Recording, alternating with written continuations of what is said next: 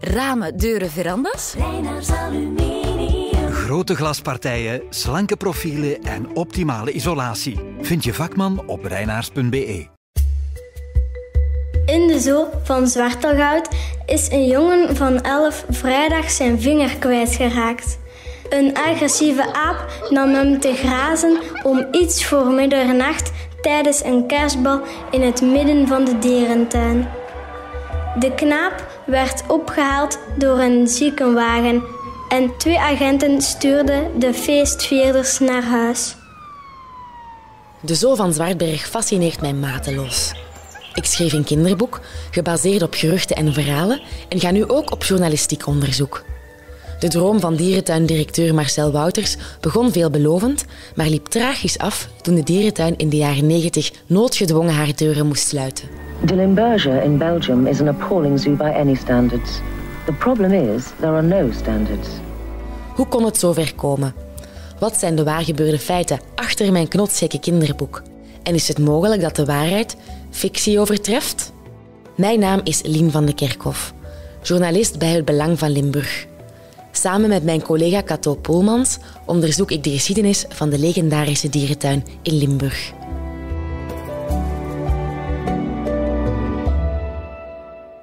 Hallo, dag Senne. Hallo? Ja, Senne, nu hoor ik u. Hallo. Hey. Hi. Ik kan u niet zien, maar dat is niet erg eigenlijk. Hè. We gaan toch alleen maar... Ik kan mijn camera even klappelen. Het voorpagina-nieuws op 5 augustus 1992. In de dierentuin van Zwartberg heeft gisteren een aap een kind 3 vingertoppen afgebeten. Het is al de 3e keer dit jaar dat er zich in de zoo een dergelijk incident voordoet. Het slachtoffer was de 5-jarige Senne Dirks uit Balen. Kleuter Senne is intussen een 30er, maar woont nog steeds in dezelfde gemeente. Nadat ik dit artikel terugvind in het archief, zoek ik hem op via Facebook met de vraag of hij wil videobellen. Mijn zus die had eigenlijk onder een auto gezeten, dus die heeft lag in het ziekenhuis gezeten. En om te vieren eigenlijk dat die uit het ziekenhuis mocht, gingen we met de familie, dus mijn grootouders en mijn onkel en tante, naar een dierentuin in Zwartberg. Dus in het begin was dat inderdaad wel een aangename ervaring, maar uiteindelijk zijn wij bij de apen gekomen en daar had mijn onkel mij vast. En ik weet nog dat ik wat nootjes of zo wou smijten naar de aap. En plotseling stak die aap zijn arm door een gat in de kooi. Wat ik ook al vreemd is eigenlijk. Ja. En die trok mijn arm eigenlijk tegen de kooi. Dus zowel een aap hing tegen de kooi en ik hing eigenlijk ook met mijn arm zo in de kooi. En mijn onkel had me nog steeds vast. En dan heeft die aap na een tijd mijn 3 vingers van mij vastgenomen. En 3 vingerkootjes, de 3 bovenste vingerkootjes afgebeten. Mm-hmm. En dan nog een tijd vastgehouden, want toen heeft er nog een omstander, die heeft nog even aan het filmen geweest, maar die heeft dan zijn camera weggelegd en die is aan het kijken geweest om te helpen. En die heeft dan een ander gat gevonden, daar iets boven. En die heeft dan zelf ook zijn hand in de kooi gestoken en op die aap geknipt. En toen verschoot die aap en heeft hij losgelaten. Ja, en daarna zijn ze nog een telefoon aan het zoeken geweest om de 100 te bellen. Dus toen waren er nog geen gsm's, dus moesten we ergens een vaste telefoon zoeken. En de directie kwam daar toen aan, de directeur. En hij zei van, hier geeft hij maar een pilletje tegen de pijn. Dus hij was ook niet echt gewillig om te helpen. Ja, zeg, en zo zoeken naar een telefoon, dus in de villa zelf of zo, de mogelijkheid was er niet om daar even naar de 100 te bellen? Ja, nee, die boodschap hebben we toen niet gekregen. Nee. En dan heb je hebt daar ernstige schade aan overgehouden, uiteraard. Hoe ziet die fysieke schade eruit voor u de dag van vandaag? Ik mis dus van mijn duim, mijn wijsvinger en van mijn middenvinger de bovenste vingerkootjes. Mm-hmm. Ja, heel die zaak is ook tot een proces gekomen, hè? Achteraf. Hoe zag dat er ook weer uit? Ja, klopt. Dus dan ben ik een paar keer door dokters dan onderzocht geweest die een bevinding hebben moeten noteren. En dan is het voorgekomen. En dan hebben we daar uiteindelijk wel een soort van schadevergoeding voor getrokken. Maar natuurlijk, daar wil je ook niet voor tekenen. Hè. Dus als ik de koers achteraf zou hebben, dan zou ik het geld niet willen hebben en zou ik mijn vingers willen terug hebben. Enkele dagen na het gesprek met Senne spreken Cato en ik opnieuw af met Bart Wouters, de flamboyante kleinzoon van de dierentuindirecteur. Het is mooi weer en we zetten ons al voor het middaguur op een terras. De podcast loopt volop en we vragen aan Bart of hij al reacties heeft gehad. Ja, een paar van vrienden, die wisten dan ook natuurlijk dat die podcast ging uitgezonden worden. Die vinden dat dan allemaal heel leuk om te horen, want die kennen die verhalen eigenlijk ook niet. Het is nu niet dat dat een gespreksonderwerp is wanneer wij samen iets gaan eten of weggaan of barbecuen. Gaat het eigenlijk nooit over de dierentuin. Dat is nu 25 jaar geleden. Dat speelt eigenlijk niet meer en ze vinden dat heel leuk dat ze al die verhalen eigenlijk nu nog eens te horen krijgen. We hebben trouwens een koffie besteld. En geen wijn. Het is wel vroeg voor wijn. Een beetje vroeg voor wijn. Ah ja, als ik vergeten. Goedemorgen, Dien. Ja, ik dacht dat ik een probleem had. Er zijn mensen met nog grotere problemen als mij. Nee, eigenlijk niet. Wel Bourgondisch, maar ik was vergeten dat het nog geen 12 uur was. Ja. Oké. Ja, dus we willen ons vandaag eigenlijk een beetje focussen op hoe het avontuur van uw grootvader vanaf de jaren 90 steeds moeilijker en onmogelijker werd eigenlijk zelfs. Dus de incidenten die volgden elkaar toen in snel tempo op. Er waren bijvoorbeeld een aantal bijtincidenten. Ja. Maar dat denk ik is best een vraag voor mijn vader. Zouden we eigenlijk dan toch nog eens aan... Ja. Maar ik kan hem zelfs ook even bellen om het juist te vragen. Ik weet het op 5 minuten tijd en dan kan ik het perfecte verhaal al vertellen. Als je wilt, doe ik het nu. Ja, ik zal het nu even doen. Ja. Ja, een vraagje. Je weet van die kleine, die zijn 3 vingertopjes zijn afgebeten. Ja, dus we lezen hier eigenlijk een stuk uit de krantenartikel. Daarin wordt dan verteld dus dat dat al het 3e bijtincident was dat jaar. Hetgeen ik me totaal niet kan herinneren. Klopt niet, hè? Er zijn er 2 geweest met 5 maanden tussentijd. Mag ik u ook even op speaker zetten? Ja. Moment. Hallo, dag Guido, Lien en Cato. Dag Lien. Ja, dus er zijn 2 bijtincidenten geweest op 1 jaar. Dus dat is iedere keer dus met de 3 vingertjes, zo geven ze een apenootje. En ja, als ze de kinderen op de afsluiting zetten en dus ze gaan te ver met hun vingers dus door de kooi, dan die aap wil gewoon dat apenootje nemen en die bijt, die wil ook dat kind niks doen. Het is voor het apenootje te doen. Maar ja, als die vingertjes daar rond zitten, dan bijt hij toe.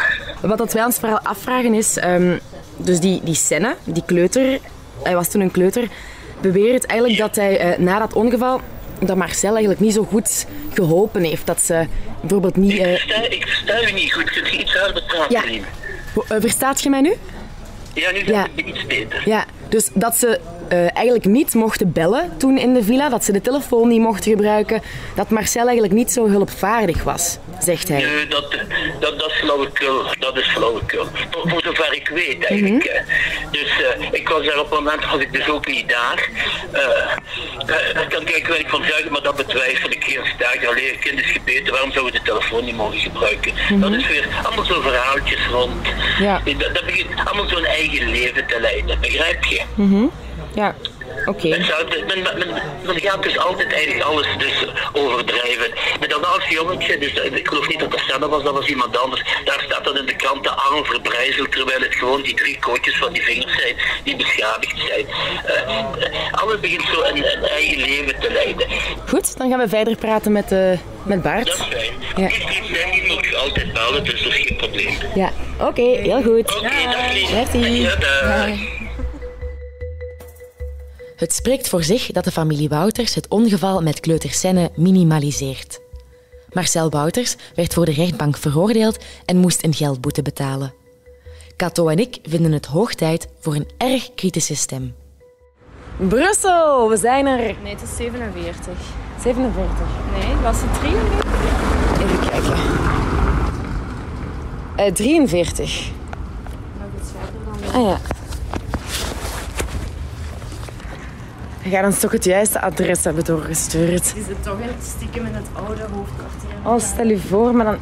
is het hier? Bellen? Ja? Het is wel een moderne. Waarom zou Gaia zo goed verstopt zitten? Dat is wel niet zo. Muziekstuk.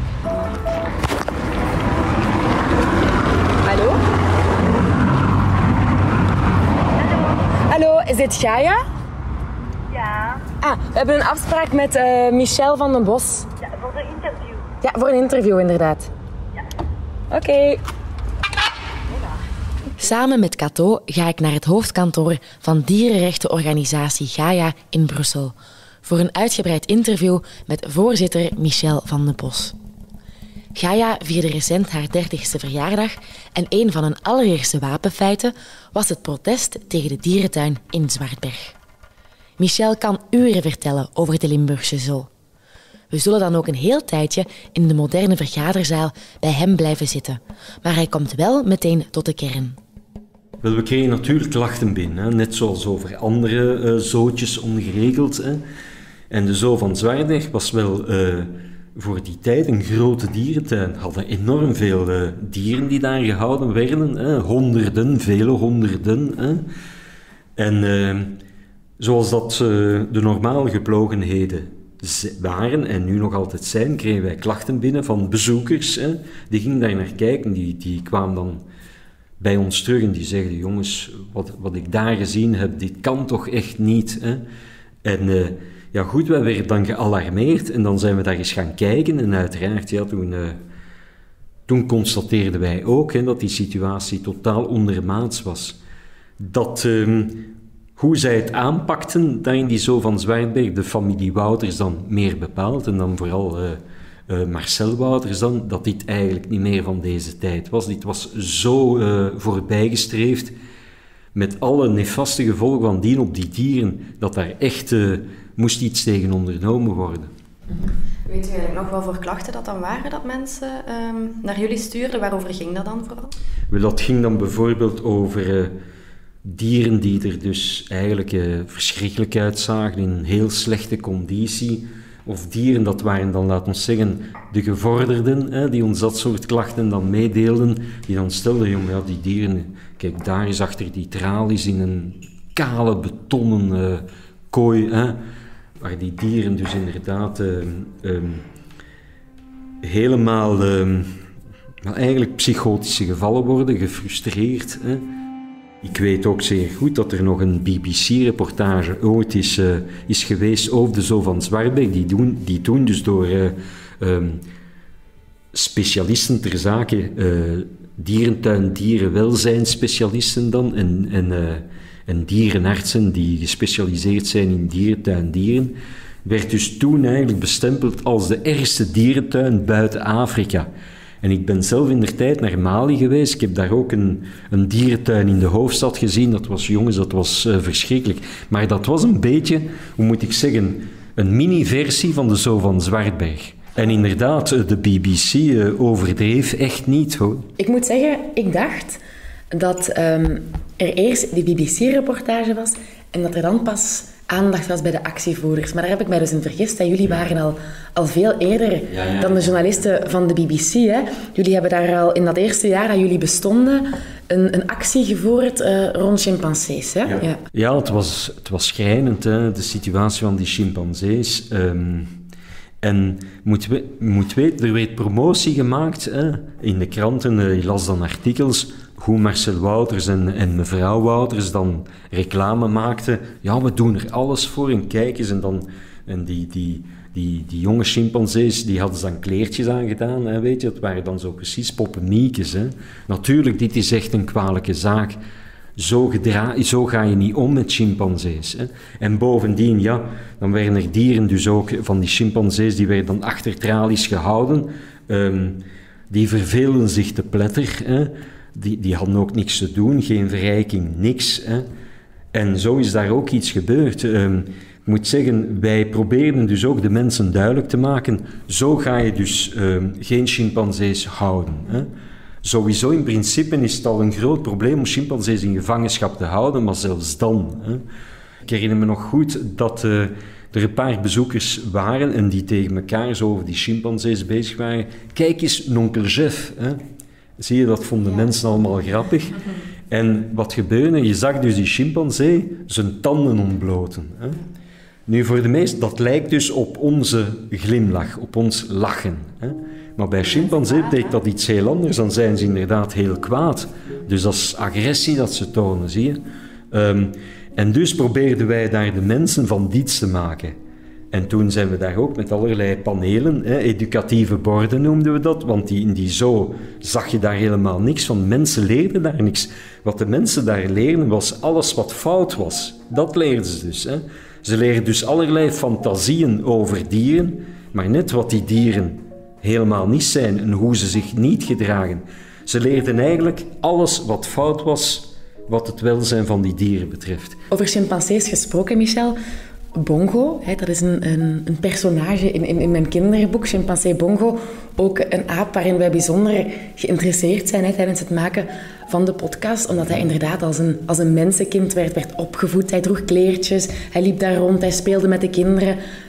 Het lijkt allemaal heel schattig, heel aandoenlijk. Ik geloof ook oprecht dat de familie Wouters dat aapje echt heel graag zag.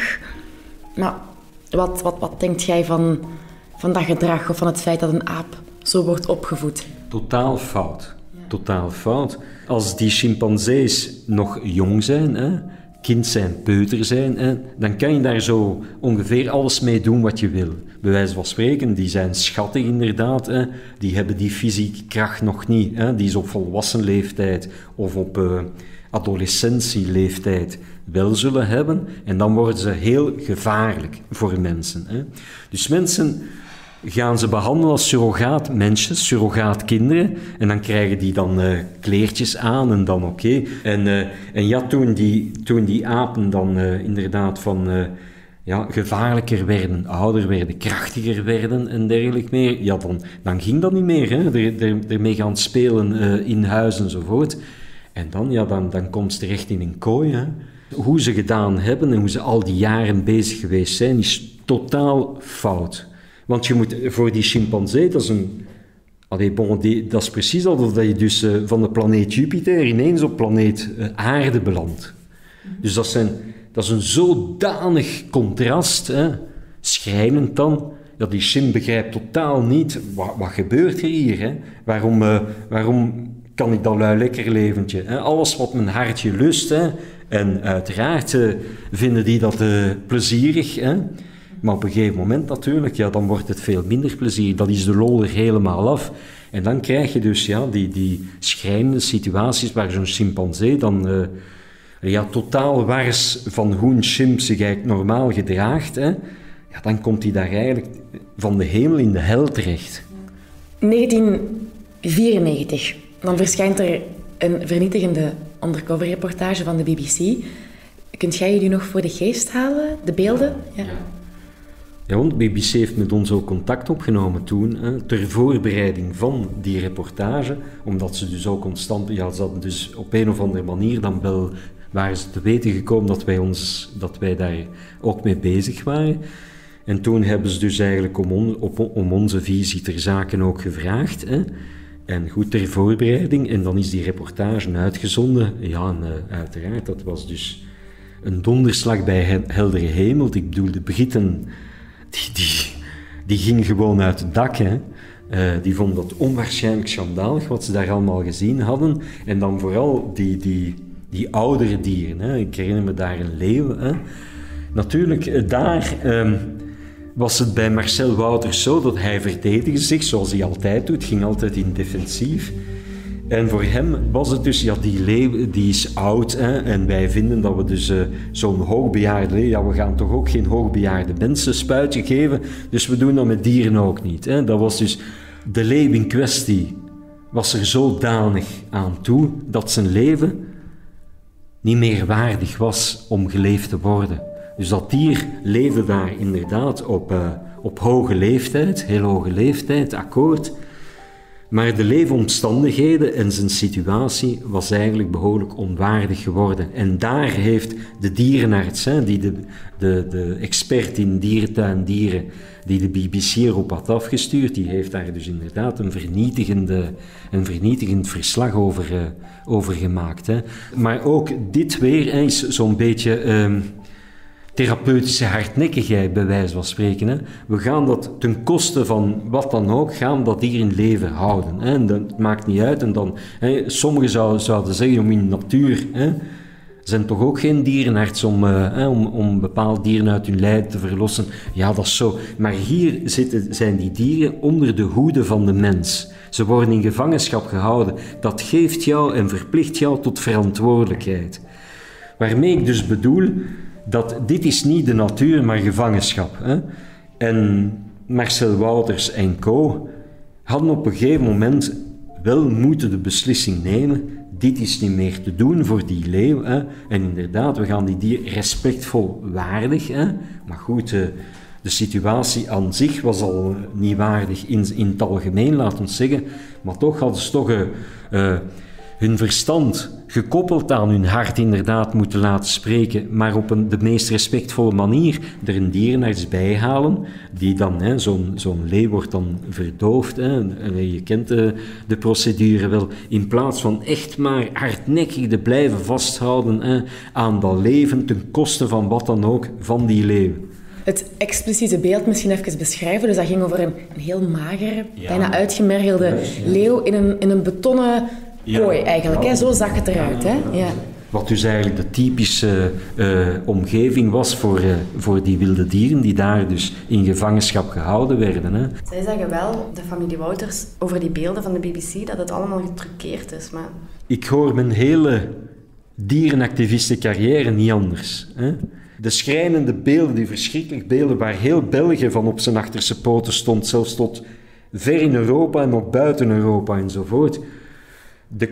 Het klassieke antwoord, de klassieke reactie is altijd die beelden zijn getruckeerd. Maar denkt men nu werkelijk dat die beelden in Hollywood zijn opgenomen, hè, via die modernste technieken van Avatar of weet ik veel, of science fiction films? Ja, dat is het klassieke antwoord. Maar eigenlijk gezegd, dat riedeltje is nu toch wel behoorlijk afgezaagd en was toen ook wel al afgezaagd. Allee, dat getruckeerd zijn. Allee, wie gelooft die mensen nog? Want zegt u eens, mevrouw Jones, wat is eigenlijk het verschil tussen dierenkoning Pluto en jullie hoogbejaarde Engelse koningin met haar rotte tanden en kromme loopje? De Queen krijgt verdorie toch geen spuitje omdat ze er zielig uitziet? Op 7 juli 1994 zendt de BBC de eerste aflevering van State of the Ark uit. Een reeks waarin dierentuinen over de hele wereld worden geportretteerd. Ook de Zoo van Zwaardberg komt aan bod in een vernietigende undercover-reportage. De Limburger in Belgium is an appalling zoo by any standards. The problem is, there are no standards. Op de beelden zien we een broodmagere leeuw in een trieste betonnen kooi. Een blinde wolf met een wonde aan de hals loopt rond in een grijs verblijf. De ijsberen bewegen zich neurotisch rond in een poel die vol met uitwerpselen lijkt te liggen. Een oude lippenbeer heeft lange, vergroeide nagels waarmee hij zich volgens de journalist kan verwonden. En dat is nog maar een tipje van de sluier. In een brief aan de BBC doet Marcel Wouters de reportage af als complete onzin. Hij schrijft dat de beelden getruckeerd, subjectief en hypocriet zijn en toont geen begrip of spijt. In een van zijn schrijfsels maakt hij zelfs een grove vergelijking met de moeder van de Queen. Ja, we hebben de Queen nooit Hij beledigt daar een beetje. En ook helemaal hebben wij de Queen niet helemaal niet. Het enige wat wij dus gezegd hebben, dus, dat wij onze oude dieren willen laten leven. Dat wij instaan voor de kosten en voor de verzorging van die dieren. En ja, Queen Mother is dus ook op leeftijd en het is de Engelse bevolking die zorgt voor de Queen Mother. Ja, en die geeft je toch ook geen spuitje, hè? De Queen Mother. Is daar niet eens van, hebben ze ons geen geld geboden om die leeuw te doen inslapen? Ja, men heeft ons vanuit de BBC dus geld geboden om die leeuw te doen inslapen. En wij hebben dat de Queen Mother zouden inslapen. Dat wij nog dus zouden als doen. we het geld niet hebben, als zij dus een spuitje zouden geven aan de Queen Mother, zouden wij gratis ook onze leeuw doen inslapen. Dat de situatie eigenlijk gelijkwaardig is. Nu, wat ik wel heel mooi vond, de VRT is toen komen filmen. Ik denk voor het nieuws dat zelfs was. Ik heb die beelden niet meer, jij kunt er misschien aankomen op een of andere manier. En daarin zag je dus de beelden, de gruwelijke beelden van de BBC, dus probleem per probleem. En dan de beelden van de VRT met mijn vader die zijn een uitleg gaf. En waarin dat je dus echt het een langs het ander zag en je zag echt waar het verschil, om een idee te geven, je hebt de foto's van de olifanten in uw boek, de olifanten die dicht bij de mensen kunnen komen, maar die olifant, als je naar olifanten ging, moest je eerst bergop. En zij hebben dus bijvoorbeeld gefilmd dat de olifanten niks konden zien over hun hoge muur, terwijl die olifanten, we zitten op het muurtje, die olifanten staan op ooghoogte met ons, ze staan hoger want ze zijn groter, en zij filmden dat van beneden alsof dat je zag dan nog net de schedel van die olifanten, om te laten zien van, kijk, ze kunnen niks zien, die dieren, en wat een verschrikkelijke verblijven. Dus je hebt een oude leeuw, iets verschrikkelijk, ja. Je hebt beren die zwemmen in hun stront, en dan gaat je daar dus, en dan gaat je dus zeggen tegen elkaar, ja, we hebben nu toch wel erge beelden, wat gaan we doen? Ja, nu, we hebben nog niet genoeg, laten we ook zeggen dat de olifanten, het geen totaal niet waar is, dat de olifanten niks kunnen zien. Ja, inderdaad, dat gaat echt de mensen gaan overtuigen. Al die beelden zijn gemanipuleerd. En die wolf, jong, die hebben ze opgejaagd. Ja. Nou, het enige beeld, ik heb met geen enkel beeld eigenlijk een probleem, je ziet de trucage er zo in. Daar een beer. Je beelden ziet wel van de VRT. Ja, dus die beer daar met de tand. Je gaat toch het risico niet pakken van een verdoving, omdat dat beest daar met een losse tand zit.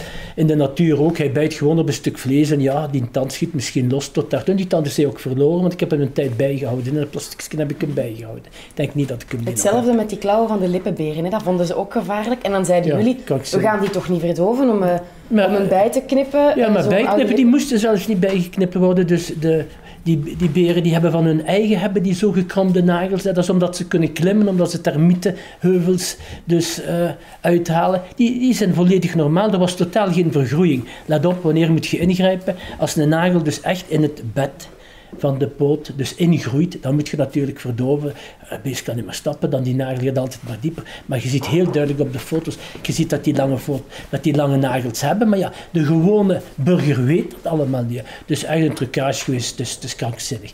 Nou, geel water hetzelfde, we hebben heel veel waterhoudend water. Kijk naar de foto's. Wat zit er in het water? IJzerhoudend. IJzerhoudend, dus heel ijzerhoudend. Je ziet trouwens, als je dat verblijf van de ijsberen ziet, iemand die op Marksem is, dat al die stenen waar geen water is, al die stenen zijn bruin. Zelfs de vacht van de ijsberen hadden een lichte bruine kleur. En dat komt gewoon door het ijzer. Jarenlang om dat water op te leven. Dat totaal geen kwaad kan voor. Wij hadden dus eigenlijk een waterput, en dat was ook nog uit de tijd van de mijn, van 100 meter diep. En dat is ijzerhoudend water. Toen de BBC, dus zijn ze nog eens teruggekomen. Ik heb zelf van dat water gedronken. Ik heb dus in de berenkuil, dus de ijsberenkuil gegaan beneden. Ik heb zoetwater opgevangen. Ik heb toen laten zien dat het helder is. Want het is echt die stenen. Het is de cement beneden in het bad dat eigenlijk bruin is. En je ziet dus die kleur door het water. Het is echt krankzinnig. Kom. En dan die beer. Ze zijn achter die afsluiting gegaan. Die beer die was al half blind. De wolf, sorry, ik ben mij aan het vergissen. Ja. De wolf, ze zijn daar gaan slaan op die draad. Die beest lag daar, toen wij daar kwamen, lag die daar als een stukje ellende, zo te trillen, zo tot een muts hebben. Het is verschrikkelijk, kom. Die wolf zat al in een kleiverblijf, juist omdat hij niet meer goed zag. Dubbelzijdig cataract, denk ik, maar je ziet het ook aan zijn ogen, dat zie je ook op de beelden van de BBC. Maar die beest kende zijn verblijf. Hè. Daarom zat hem ook kleiner eigenlijk dan we ze normaal zouden zetten. Ik kende ook zijn hok en alles. Ze zijn daar gaan, dat beest wist niet meer wat er gebeurde. De echte vraag die men zich zou moeten stellen is, waarom ziet je die dieren niet in een andere dieren? Gelijk die leeuw ook. En ik denk dat iedereen daar wel het antwoord op heeft. En dan heb je natuurlijk heel veel mensen die ook zeggen, ja maar een dierentuin mag alleen maar de mooie exemplaren laten zien. En dan zou het blijkbaar geen probleem zijn van die dieren te doen in slaap. Ja, goed, als dat die mensen hun mening is, dat mag hun mening zijn. Ja, wij hebben die dieren, wij hebben die mening niet, wij hebben een andere mening. En ja, wij hebben onze beslissingen daar ook op. Wij gaan nooit een beest met doorlichtwondes laten liggen. Natuurlijk niet. Die euthaniseren wij zelf ook. Daarvoor hadden we trouwens onze dierenarts. Maar voor de rest dus vind ik dat je een oud dier eigenlijk, en een oude mens eigenlijk ook, die heeft recht op leven. Hè. Vanaf het moment dat dat leven eigenlijk comfortabel is. Hè. En dat maakt iedereen voor zichzelf tegenwoordig uit. Hè. Mensen kunnen euthanasie laten plegen als ze vinden dat het te zwaar is. Hè. Wat was het effect van die BBC-reportage? Dat effect was in elk geval dat we veel minder bezoekers kregen. En dat we... Ja, absoluut. Nu, de sluiting was al eerder gepland. Die sluiting was al gepland voor in 1992 met die Vlaarmen-wetgeving. Toen hadden we al door dus dat... Toen hadden we al zeker door dat we nooit in het jaar 2000 een vergunning gingen krijgen. Dus we hadden gedacht, we moeten nu tot 2000 afbouwen. Nu, met die BBC hebben we versneld afgebouwd. Hebben we gezegd, kijk, het publiek komt ook niet meer. We stoppen ermee. En dan... Eigenlijk is uw vader eerst gestorven voordat de dierentuin definitief dicht ging, hè?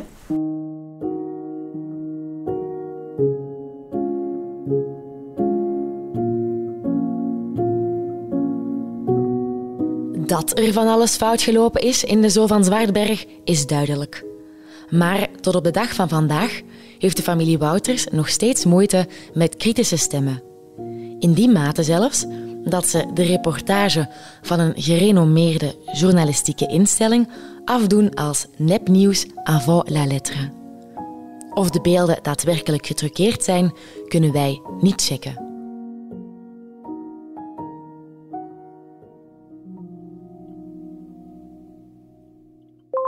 Kato, mijn mailbox zit echt vol met reacties op de podcast. Bijvoorbeeld ook de huisarts van de familie Wouters, die het heel hard voor hen opneemt. Maar ik heb ook een mail van een wetenschapper die ons allemaal documenten heeft doorgestuurd over zware milieuverontreiniging. Ja, we kunnen dat toch niet allemaal gaan negeren? Nee, ik zou zeker niks negeren, maar dan denkt jij aan een extra aflevering? Of hoe ziet jij dat? Want dan gaan we dat dringend eens moeten bekijken. Hè. In de volgende aflevering maken we kennis met een professor die adviseerde om de dierentuin te sluiten en ontdekken we hoe het afliep met de zoo na de dood van Marcel Wouters.